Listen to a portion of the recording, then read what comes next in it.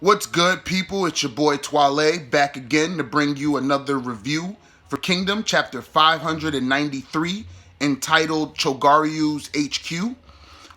This chapter was really straightforward. It was relatively simple. It starts off with Kanto and the rest of the newbies carrying Shousa, and all of the newbies are like internally like recognizing that Shousa has been the one that has been saving them and helping them get through the war and has been the one covering their asses for the entirety of the war. So understandably, they feel responsible for his current situation. They feel like they need to do anything and everything to get him back alive because of everything that he has done for them and everything that he has done for the unit and everything that he means to the unit. He is the deputy infantry commander. So technically, he, as far as infantry goes, he's only second to Shousa. I mean, not Shousa, Sugen. Sugen is the only one in terms of infantry that outranks him. So losing your infantry, using your deputy infantry commander is a really big blow to your unit. And we get the rest, we get the Kanto and the rest of the newbies. Again, they worried about Shousa. They're trying to get him to where Shin is at. Now, as they're, leaving the encirclement, as they're leaving the death trap that they was in, Kanto notices that Sugen's infantry is right ahead of them and that they're putting in work. So he takes that as, since Sugen and his infantry are pushing that deep in, then the captain and his cavalry should have most likely already made it to Chogaryu's HQ, or at least his last line of defense, which is what happens. So you can already see that Kanto, even though he's not right there on it, you can already see that his feelings and his intuition on the battlefield is already at a very high level. If he can sense things that are going on ahead of him and even further ahead of that. So that's big ups to Kanto. Now, Shousa is still in a weak condition. He's still hurt, but he's like barely able to get out. You can do it, Shin. You can do, Shin, you can do it. And honestly, I thought that was his last breath, because in the panels that he said it in, you can see like Kanto and another guy, and they're like basically dragging him. He can't take a step, so his feet are just dragging in the sand and dragging in the dirt. So I thought that was gonna be like a last ditch, like kind of like plea, like Shin, you can do it, even though he thinks he's not gonna make it. Even though now, I don't know, because if Hara was just gonna kill him, then he should have been dead by now. You know what I'm saying? Like, he took a bunch of stab wounds. He lost a lot of blood. And if we get to the end of this war, I don't see Sugen just dying after getting the treatment that he needs. You know what I'm saying? Like, if he's gonna die, he's gonna die during the battle. If he makes it to any type of camp or any type of medical tent, then he's most likely gonna survive. That's just my thoughts on that. But he's saying, Shin, you can do it. But he's still weak, so that it's not fully legible. So only, I think, Kanto hears part of what he's saying. And then we switch over to Shin. And Shin is just wrecking house. Just glaive in hand, destroying Chogaryu's, what was it called? The Shifting Sands formation. Just straight up obliterating it.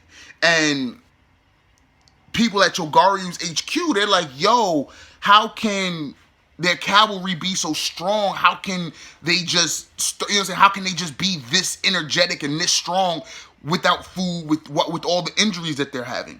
And then, because, Chogaryu's men and Chogaryu himself are veterans of many battlefields, they quickly realized that, yeah, this is kind of like what Oki did.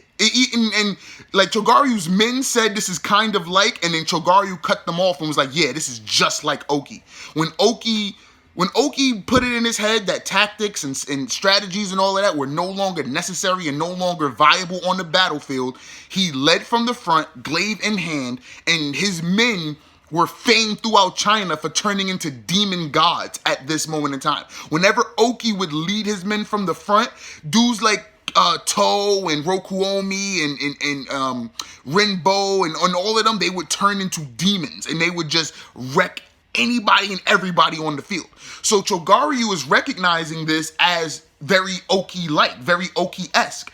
And he also notes to his men that Coincidentally, Shin has Oki's glaive. So this is exactly what Oki would do. And honestly, I felt it was more like Dukio-ish with the instincts and the charging, but I can see why it would be Oki-like, because they tried strategy. You know what I'm saying? For the first 9-10 days or whatever, they tried strategy, they tried tactics, and now none of that's gonna work. None of that is viable. So Shin just wrecks house, and Shin is wrecking house, and then they come up right up on Chogaryu's HQ, and Chogaryu, like, I kind of felt that it was like a bitch-made move, but then again, you play to your strengths. You use what you have. You use your style of war. So I'm not gonna call Chogaryu a bitch, but it was like, I wish it was Gyo-un, because Gyo-un would have met Shin. Like, yo, what's up, little nigga?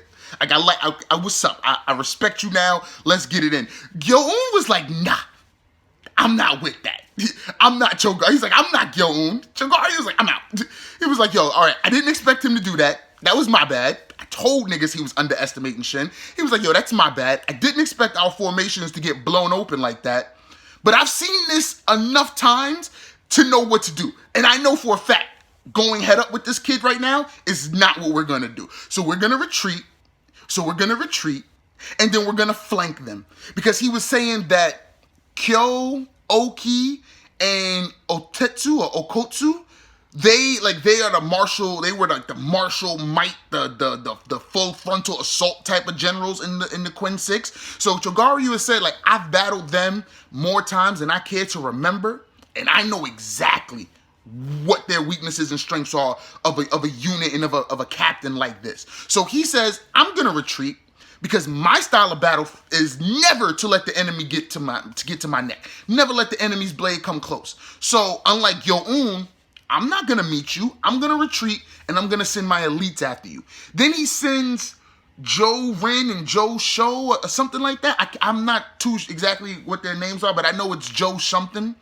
So he sends them, and he's like, yo, bring me Shin of the High Shin unit's head. And they're like, all right, bet, and they go. Now, like I said, Shin and his unit, so it's Shin, Denyu, the Dukio boys, Sugen's infantry, and I'm not sure if Sugen's infantry was there yet, but it was the Dukio boys, Sosui, Denyu, and Shin, and they were pushing. But then, when Chogaryu's elites came in, the majority of them got stopped, and even Shin got paused for a second, because the two dudes, Joe Sho and Joe Ren, are not, like, they're not scrubs. They're pretty beastie. Now, I don't know if, like, I can necessarily say that, like, they're like martially strong, because they're jumping Shin, and they even then, like, he literally had to, like, purposely leave himself open for them to get, like, a meaningful hit in. But I will say this, Shin has gotten a lot better with Oki's glaive if he's able to deflect two, like, competent spear wielders. I'm not going to say that they're, maybe together they're Uhon level in terms of, like, spearmanship, but they were doing the same type of backwards thrust, killing people the same way Uhon was. They were with the multiple demon spear things, or demon dragon spear things that Uhon does. So the two of them together might be Uhon level in terms of spearmanship and spear skills. I'm not sure in terms of martial might or anything like that, because Shin didn't mention anything about their weight or anything. He just said that they're annoying because they won't let him get close. So Shin is dueling them, and in the middle of the duel, we flash back to shousa, and he's still, like, just still chanting, "You can do it, Shin, you can do it." So it wasn't exactly the moment that I wanted from last chapter, where, like, we got the spirit orbs of shousa, like, putting his hands on Shin and giving Shin that boost. But he's not dead yet, so that's probably why we didn't get that. But we did get Shin either hearing it or thinking it to himself, like, yeah, I can do this. And he literally tells one of the guys, if you're gonna stab me, do it. Just go ahead and do it. And the guy is like, you don't have to tell me twice, nigga. I'm going for the stab. And he stabs Shin. He gets his spearhead about that much into Shin's ribs, and then Shin cuts his head off. Like, no, Shin doesn't even cut his head off. Shin cuts his fucking top off. You see his brains and all of that, and it's like, ooh. That was nasty horror. Like, you literally see his brain matter just splurting up. And Shin has like the one little stab in his ribs, but he's good because we know Shin can take damage. So it's like the other dude, like, I don't know which one he killed. It might have been Joe Sho, might have been Joe Rin. It really doesn't matter. The other dude is gonna get one-shotted. Now, like, just straight up, okay, you're done now. Like, time to get rid of you. I'm going after Chogaryu. Because Chogaryu, I'm not gonna lie, I'm starting to like his, like I said, his way of battle was kind of bitch made for like my liking. I like the martial minded generals. I like the Gyo-uns, the Akos, the Mobus, the Shins. I like the dudes that will take matters into their own two hands and go out and wreck shit.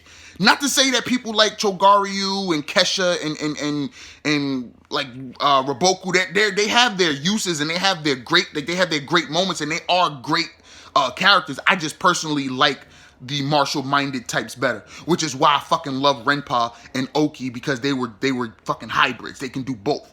But he starts to show like that his unit isn't really like his men are what he said they were. They are well versed in tactics and strategies, because he he literally turned around and said, yo, flank him. And then next thing you know, the High Shin unit was in trouble. Shousa's like, yo, if we don't, like, fuck trying to kill Chogaryu, if we don't handle these dudes to our left, we're done. And then in the middle of all of that, Chogaryu was even like, yeah, okay, so we stopped them, we flanked them. Now we're going to send our elites to go into the kill zone and wipe Shin out. But we got to do this before, you know what I'm saying, before anything else happens, because we get a little panel of Kario 10 giving orders out, and he's like, yeah, because another detachment will come. And now, this is where Kyokai shines, because we have not seen her since 10 highlighted her as one of the trump cards.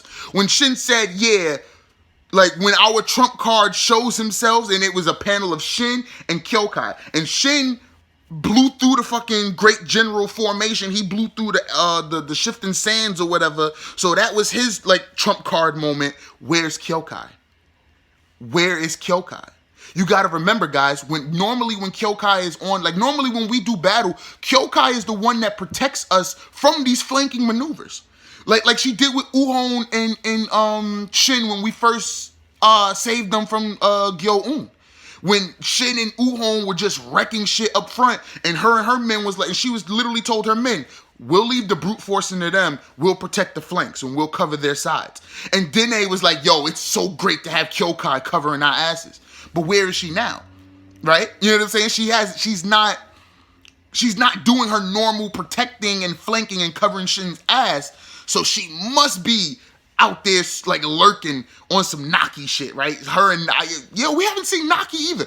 Bet her and Naki are out there slithering and maneuvering to get around Gyo-un so that she can kill him, because it was confirmed almost like verbatim that Gyo-un is not a fighter.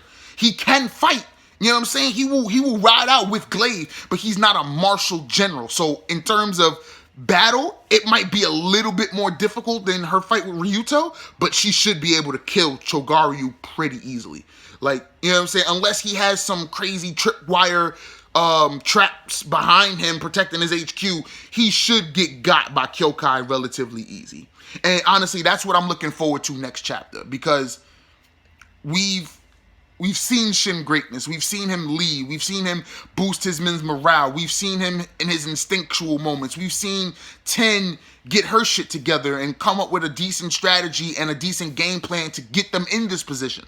Now it's time for Kyokai to do what she does, be an assassin, and go take Gyo-un's head. But that was just my review. Like, comment, and subscribe, people, and have a good one. Peace.